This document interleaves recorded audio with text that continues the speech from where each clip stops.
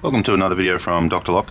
When it comes to joining wires, I've been doing it for some time and I'm fairly familiar with all the products that are out there, but I saw a new product the other day and I just wanted to take you through and show you because it's one that I have seen different variations of it, but this particular one I hadn't seen before.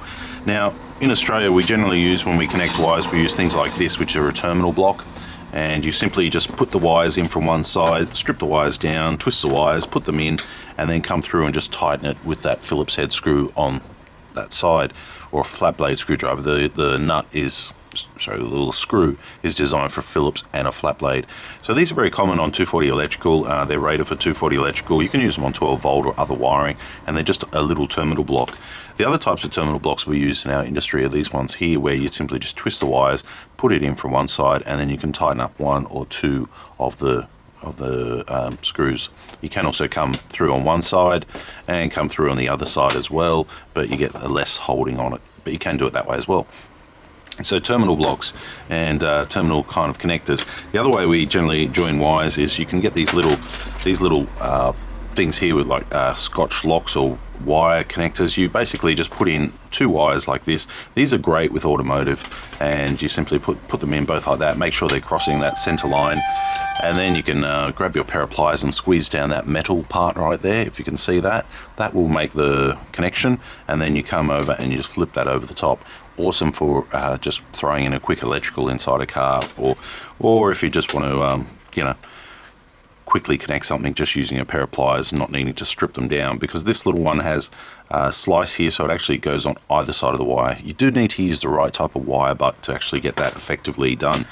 The next way is, of course, you've got your old solder. You heat it up, you solder it, and you can always put some heat shrink over the top to make it look nice. They're just a couple of the common ways. Another way is these little crimps. So you put that, you strip your wire, you put that up the back of it, you come through, and certain parts of the strippers here have these little crunches. So you come through, you crunch it, and then you'll get a connection just like this one on the end here.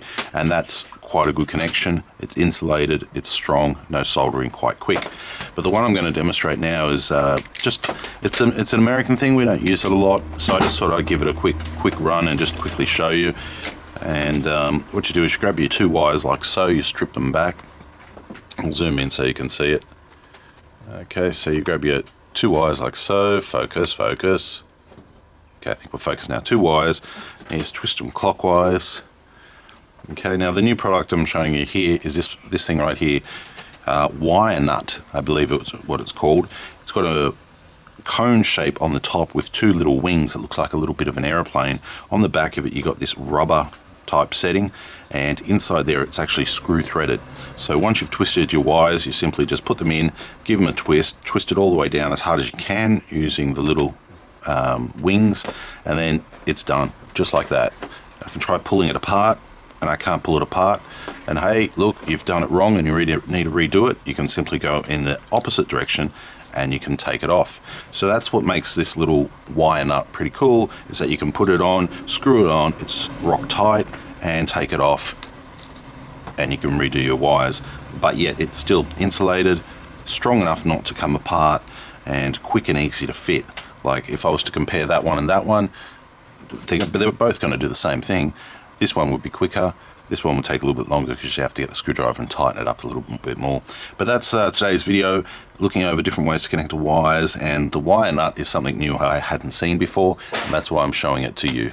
Something different, effective, quick, a little bit of rubber there as well.